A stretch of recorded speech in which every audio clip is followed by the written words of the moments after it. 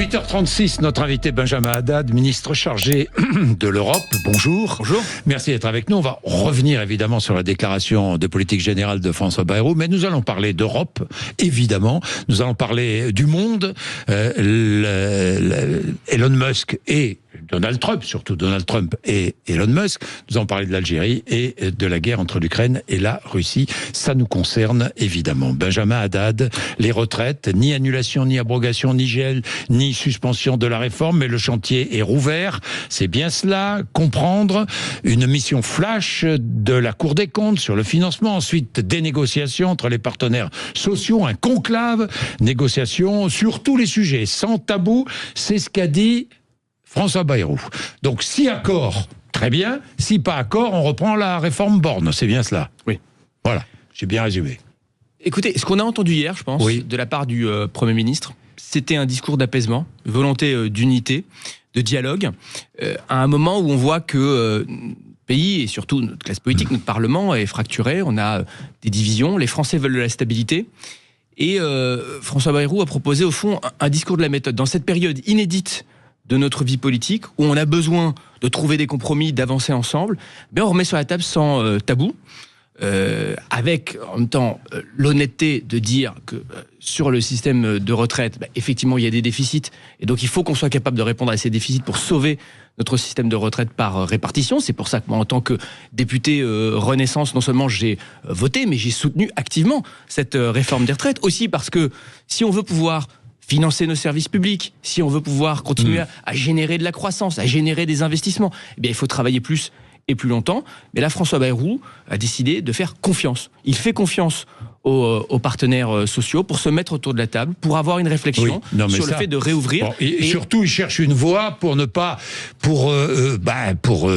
être censuré, quoi. C'est surtout ça, c'était son objectif hier, évidemment. Benjamin Haddad. Mais au fond, encore une fois, à partir du moment où on a besoin de stabilité, on a besoin de dialogue, eh bien oui, trouvons des voies de compromis, écoutons les forces politiques qui veulent avancer. Il a fait la distinction entre ceux qui font partie du socle aujourd'hui au gouvernement, ceux qui sont dans une opposition radicale et frontale, on pense bien sûr à la France insoumise qui ne rêve que de chaos et de conflictualisation, et puis ceux qui ne sont pas au gouvernement, mais souhaitent tout de même partager les responsabilités, soit avancer, soit trouver des compromis. Je pense notamment au Parti Socialiste. Donc c'est aussi un moment de vérité pour le Parti Socialiste qu'elle s'est adressé le Premier ministre. Je crois effectivement qu'il faut qu'on trouve les moyens d'avancer ensemble. Benjamin Haddad, je vois même qu'il n'y aura pas Hier, le Premier ministre annonce qu'il y aura un rendez-vous vendredi de concertation, il n'aura pas lieu. Il n'aura pas lieu, nous dit Sophie Binet de la CGT.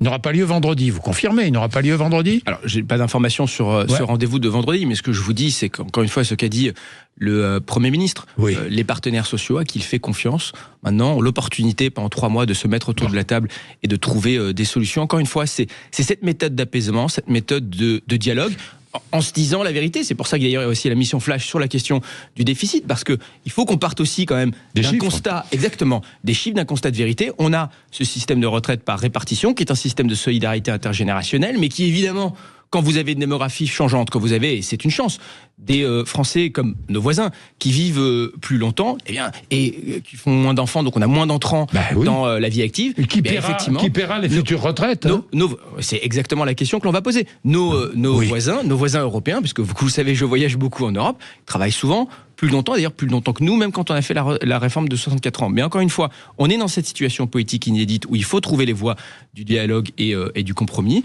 Donc le Premier ministre a raison là d'ouvrir et de ne pas avoir de tabou dans le fait d'ouvrir cette réflexion. La dette, un enjeu moral autant que financier, dit François Bayrou. Des économies, mais où les économies ? Alors la dette, un enjeu moral bien sûr pour les générations futures, parce qu'on ne peut pas vivre sur leur dos, un enjeu financier parce que c'est l'enjeu aussi de la crédibilité du système financier, parce que vous savez, on n'est pas une île, hein. À un moment, on a des agences de notation, on a des investisseurs étrangers, on a nos partenaires européens. La France est placée sous procédure de déficit excessif. On n'est pas les seuls, mais on fait partie. Donc il faut aussi qu'on montre une trajectoire budgétaire crédible, et c'est un enjeu de souveraineté. Si on veut pouvoir investir dans la défense, par exemple, dans les 2 mandats d'Emmanuel Macron, on aura doublé le budget des armées. On va y revenir. Et il faudra continuer. parce qu'on va parler des tensions géopolitiques naturellement, il faudra continuer à augmenter les moyens de défense, comme l'a dit Sébastien Lecornu, ministre des Armées, ce week-end. Si on veut investir dans la transition environnementale, si on veut pouvoir continuer à rehausser le niveau de nos services publics, eh bien, oui, il faut être capable de dégager des marges financières. C'est un enjeu aussi de souveraineté. Des économies, le Premier ministre en a parlé, vous avez énormément d'agences dans le fonctionnement de l'État qui pourraient être, je crois, rationalisées, dont on pourrait réduire les coûts de fonctionnement. Je pense qu'il faudra Il n'a pas parlé de baisser les impôts. Hein. Alors, je pense qu'il faudra aussi... Moi, j'ai, vous savez, soutenu une politique... En Allemagne, je regardais tous les partis politiques. Il y a des élections en février. Tous les partis politiques, tous, de la gauche, de l'extrême droite à l'extrême gauche, parlent de baisser les impôts. Oui, vous n'aurez pas échappé Jean-Jacques Bourdin qui sont en campagne électorale. Oui, bon, mais ça, ça c'est sûr. Moi, plutôt que de parler de promesses de campagne, je regarde quand même ce qu'on a fait depuis 7 ans. Et depuis 7 ans, on a soutenu une politique de l'offre, une politique de baisse d'impôts, à la fois de baisse d'impôts sur les ménages comme sur les entreprises. On a mis par exemple l'impôt sur les sociétés au même niveau que la moyenne européenne, et ça a permis de redonner de l'attractivité à la France pour les investisseurs étrangers, de redonner une trajectoire de baisse au chômage, qui est aujourd'hui le plus faible dans notre pays depuis 40 ans, y compris le chômage des jeunes, qui a quand même été très longtemps un fléau pour notre pays. Donc les baisses d'impôts, c'est une bonne chose.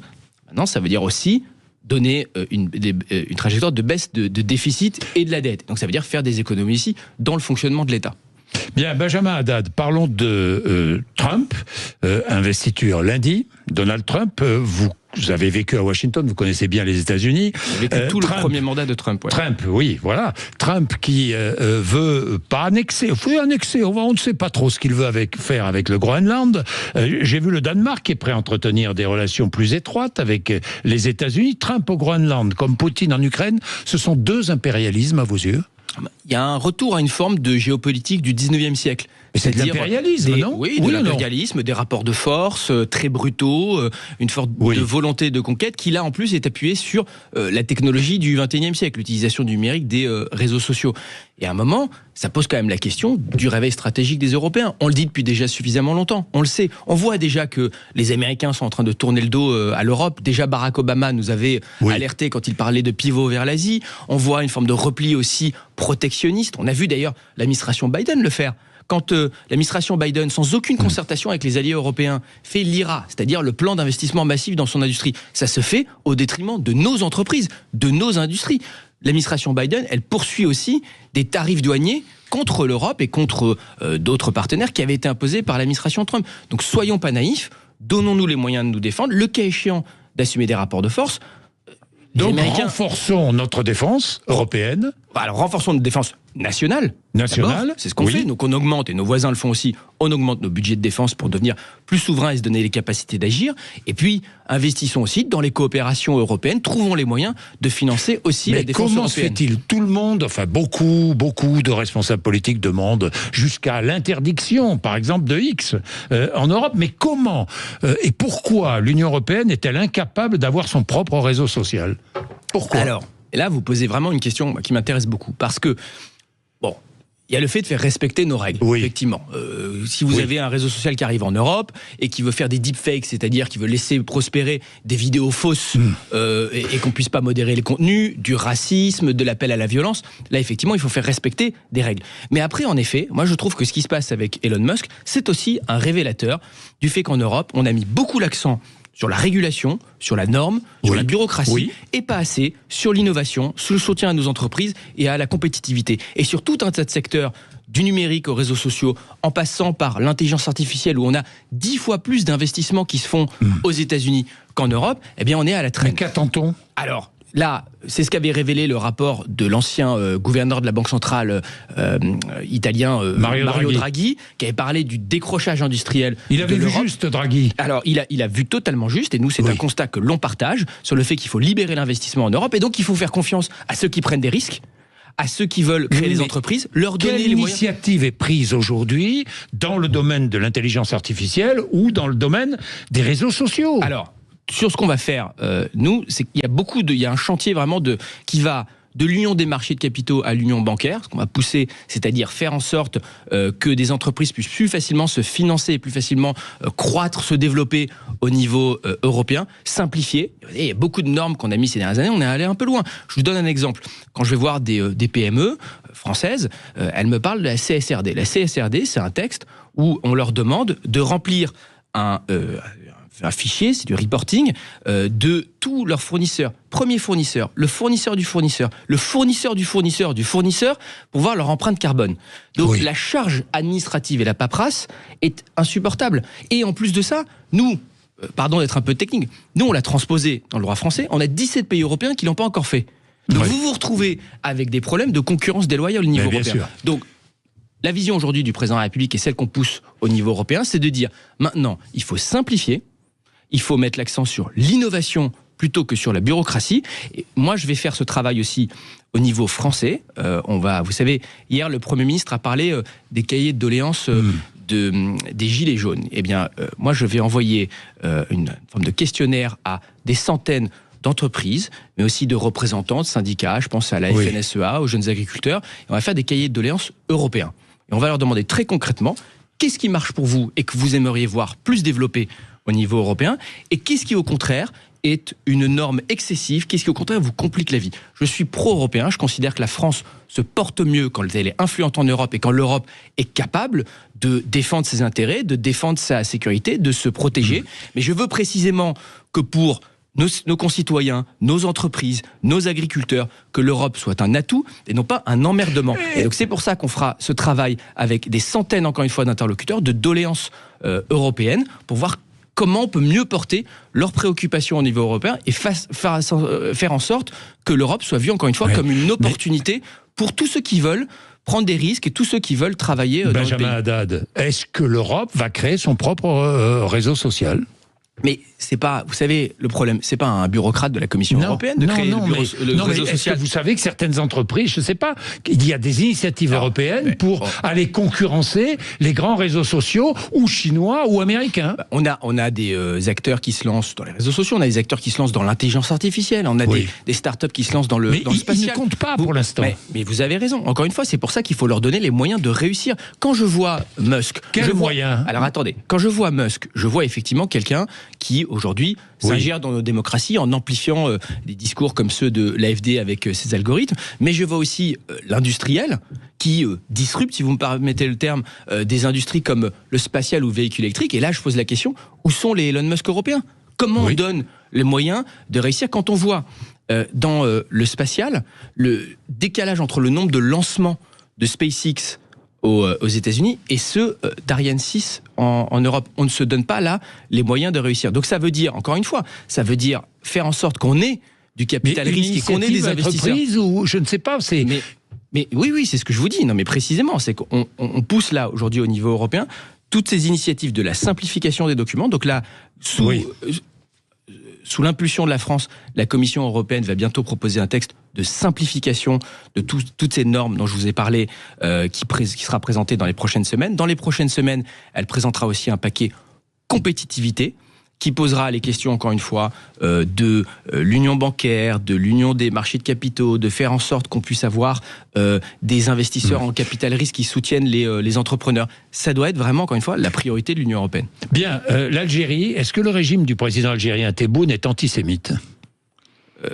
Ce que je constate, c'est qu'en tout cas, il utilise la France, notamment, le discours anti-français comme une rente de politique intérieure, et qu'à un moment, vous savez, le président de la République l'a dit sur des épisodes comme celui de Boualem Sansal, qui est un héros véritablement de la liberté d'expression, un héros aussi de la lutte antitotalitaire et contre les islamistes, que sa détention, la détention d'un homme vieux, malade, déshonoré aujourd'hui le régime algérien. Et donc, à un moment, il faut qu'on soit, nous, capables de faire entendre nos voix et de défendre nos Est-ce que intérêts. l'Union européenne doit reconsidérer ses relations avec l'Algérie? Oui, je crois que ça fait partie, effectivement, des sujets qu'on doit porter au niveau européen. Vous savez, il y a tout un tas d'instruments, que ce soit politique de visa, la politique d'aide au développement. Et je crois qu'effectivement, il faudra qu'on remette ça sur la table. Mais il y a des initiatives qui vont être prises, là.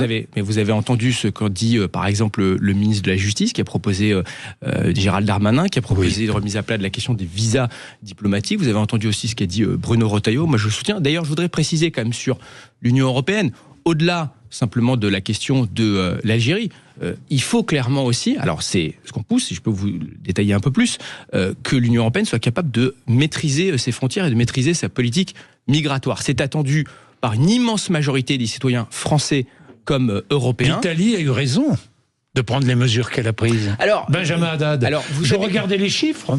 Les chiffres, vous avez vu les chiffres de Frontex? Oui, mais l'immigration, mais pourquoi alors, les arrivées irrégulières ont baissé, et notamment celles qui arrivaient par la Méditerranée. Oui, mais pourquoi? Parce qu'il y a plus de contrôle. Mais bien sûr. Parce que plus de contrôle, mais grâce à la coopération européenne. Parce que nous avons travaillé avec les Italiens. Les Italiens ont raison de vouloir maîtriser leurs frontières extérieures. Je me rends ce soir en Italie. J'ai rencontré l'équipe de Madame Meloni et je pense que sur énormément de sujets dont on a parlé, que ce soit sur la question de la compétitivité, sur la question de l'immigration, sur le Mercosur, puisque l'Italie comme la France s'opposent au Mercosur, on a énormément de choses à faire avec Madame Meloni et avec l'Italie. Et en plus, il y a des liens historiques très forts. Qui négocie avec Elon Musk, parallèlement à cela, pour un système de télécommunication sécurisé. Vous avez raison, effectivement, on a des désaccords, mais il faut qu'on se parle, parce qu'on se respecte et parce que l'Italie est un grand pays avec qui nous avons en plus une histoire et une culture partagée. Mais sur l'immigration, ce ne sont pas les solutions solitaires ou nationales qui l'ont emporté. Quand l'Italie fait un accord avec l'Albanie, aujourd'hui, il n'y a pas de migrants en Albanie. En revanche, effectivement, nous avons travaillé avec les Italiens, avec les autres, à renforcer nos frontières extérieures, à avoir plus de contrôle, à renforcer les moyens de Frontex. On a fait passer au Parlement européen, on nous avait dit que c'était impossible parce que pendant des années, il y aurait trop de divisions au niveau européen. On a fait passer un texte qui s'appelle le Pacte Asile-Migration, qui permet notamment de faire un premier contrôle, un premier filtrage des demandeurs d'asile aux frontières de l'Union européenne. Maintenant, il faut qu'il soit mis en œuvre, et on demande avec Bruno Retailleau au niveau européen à ce qu'il soit mis en œuvre de façon accélérée. On va réouvrir la directive retour, ce qui permettra aussi d'expulser plus facilement et de remettre sur la table des questions comme le délit de séjour irrégulier. Et il faut aussi que l'Europe... Vous allez remettre sur la table le délit de séjour irrégulier. En tout cas, on veut que l'Union européenne puisse en donner la possibilité, parce qu'aujourd'hui, c'est plus possible au niveau européen. Et puis, ensuite, il faut que l'Union européenne renforce ses moyens extérieurs pour contrôler l'immigration. Qu'est-ce que ça veut dire? Ça veut dire précisément la conditionnalité des visas. Ça veut dire la conditionnalité de l'aide au développement. Si vous avez des pays qui ne sont pas coopératifs sur la question des laissez-passer consulaires, eh bien, vous pouvez réduire l'aide au développement. Et à l'inverse, vous pouvez aussi soutenir plus ceux qui souhaitent coopérer, ceux qui veulent travailler avec... Durcissement des règles migratoires de la part de l'Union européenne. Durcissement des règles, renforcement des instruments. Le tout, c'est de dire, vous savez, si vous venez, que vous respectez les règles, que vous travaillez, que vous vous intégrez, ou que vous répondez aux critères d'asile, c'est-à-dire aux critères humanitaires, vous êtes le bienvenu en Europe. Moi, je ne crois pas à l'Europe forteresse, je ne crois pas à l'Europe citadelle qui se ferme et qui n'accepte personne, ce n'est pas ça le sujet. Mais en revanche, si vous contournez la procédure d'asile pour des raisons économiques, si vous ne respectez pas les règles, si vous êtes clandestin, vous n'avez pas vocation à entrer. Et là, les Européens doivent pouvoir se soutenir entre eux, être solidaires, parce que l'histoire a montré, et le Brexit en est un très bon exemple, l'histoire a montré qu'il n'y a pas de solution nationale. C'est un sujet trop complexe qui demande la coopération. Les partisans du Brexit avaient dit on va sortir de l'Union européenne parce qu'on pourra mieux contrôler notre immigration. Ça a été un échec. Benjamin Haddad, je termine avec la guerre Ukraine-Russie. Est-il vrai que Volodymyr Zelensky et Emmanuel Macron ont discuté du déploiement de contingents militaires étrangers en Ukraine? Mais vous savez, Emmanuel Macron avait été le premier à dire, il y a presque un an aujourd'hui, qu'il ne fallait rien exclure dans notre soutien Ils ont discuté de cela à l'Ukraine. Tout à fait récemment. tous les deux. Le vrai sujet aujourd'hui, dont on Donc parle avec... on pourrait envoyer... L'Europe pourrait envoyer des militaires en Ukraine. Non, alors, attendez, il ne s'agit pas là de parler de participer au combat ou d'envoyer des troupes combattantes. Je vois déploiement de contingents militaires. C'est ce que dit Volodymyr Zelensky, c'est lui qui le dit, c'est pas moi. Le sujet, fondamentalement aujourd'hui, c'est comment est-ce qu'on peut mettre l'Ukraine dans une position de force pour des négociations. Donc là, en continuant... Elles vont s'ouvrir, ces négociations. Vous savez, il faut négocier, il faut être deux. Oui. It takes two to tango, comme disent les Américains. Oui. Volodymyr Zelensky dit depuis longtemps qu'il est prêt à négocier, qu'il est prêt à faire des concessions, qu'il est prêt à se mettre autour de la table. Qui refuse de négocier? Qui refuse la diplomatie aujourd'hui? C'est la Russie de Vladimir Poutine. C'est la Russie depuis le début, puisque le président de la République avait, lui d'ailleurs, tenté la voie diplomatique à l'époque, il y a 3 ans, pour empêcher la guerre. C'est Vladimir Poutine à l'époque qui a fermé la porte à la diplomatie, et qui toujours aujourd'hui escalade avec des missiles et des drones iraniens, avec des troupes nord-coréennes. Il faut voir quand même le changement de paradigme dans lequel on est aussi. On a aujourd'hui des troupes nord-coréennes qui se battent sur une guerre en Europe. Et donc, qui refusent aujourd'hui la diplomatie. Donc, si on veut pouvoir, et c'est ce qu'on souhaite, entraîner une négociation, il faut d'abord faire comprendre à Vladimir Poutine que la victoire militaire est impossible. Et donc mettre les Ukrainiens dans la meilleure position de négociation. Trump a la solution.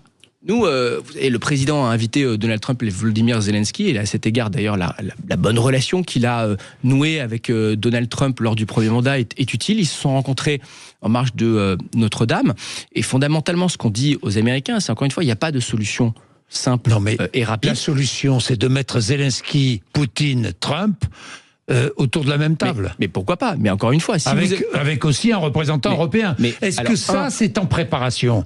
Mais aujourd'hui, c'est la Russie qui... Est-ce que la France pourrait prendre une initiative, mettre autour de la table Trump, Poutine et Zelensky? Mais la France, précisément, s'active pour pouvoir avoir des négociations. C'est pour ça que la France a mis autour de la table le président américain et le président ukrainien en marge de Notre-Dame. Mais encore une fois, ce que je vous dis, c'est que c'est la Russie qui refuse de négocier. C'est la Russie aujourd'hui qui est dans une logique escalatoire et agressive sur le terrain. Donc, il n'y a pas de solution accélérée, de solution simple et facile. Je sais qu'on aimerait bien le croire. Ça nous ferait plaisir. Mais aujourd'hui, c'est la Russie qui refuse la diplomatie. Donc, donnons aux Ukrainiens les moyens de rééquilibrer le rapport de force militaire sur le terrain, qui pourra ensuite entraîner une négociation à laquelle les Ukrainiens doivent participer puisque c'est leur sécurité, à laquelle les Européens devront prendre toute leur part, et c'est aussi ce que dit la France et le président de la République, parce que c'est notre sécurité, nos intérêts qui sont en jeu, et en effet, après se posera à plus long terme la question des garanties de sécurité pour l'Ukraine. C'est, encore une fois, la condition de la stabilité et de la sécurité de notre continent. J'ai une dernière question qui n'a rien à voir avec tout ça. Je respecte toutes les forces politiques sauf le RN. Vous aussi ? Non, ce n'est pas mon approche. C'est François Rebsamen, le ministre, qui a dit cela. Je sais, je respecte, je comprends. Vous savez, moi je respecte tous les Français. Oui. Et donc ce n'est pas, vous ne cautionnez pas cette phrase. Non, et je respecte les représentants des Français. Je parle à tous. Il y a des gens que je combats le Rassemblement national qui n'a pas les mêmes convictions que moi sur l'Europe, sur les questions économiques, sur les questions du droit du sol. Mais encore une fois, je respecte tous les Français, je respecte leurs représentants. Donc vous n'êtes pas d'accord avec cette phrase? Non, je ne suis pas d'accord avec cette phrase. Mais encore une fois, je respecte François Rebsamen. On peut avoir des approches différentes là-dessus, mais on se retrouve dans le fait que l'on combat le Rassemblement national. Donc c'est une erreur? Non, mais c'est une sensibilité. Moi, je respecte. Enfin, d'accord, vous êtes dans le même gouvernement. Et je respecte la sensibilité. On combat, on a des opposants politiques. Et moi, encore une fois, je respecte. C'est de l'irrespect envers les électeurs. C'est à lui qu'il faut poser cette question. National. En tout cas, moi, je respecte tous les Français, tous les électeurs, et je respecte leurs représentants. Je parle à tous, même ceux que je combats. Bien, merci Benjamin Haddad. 8h58.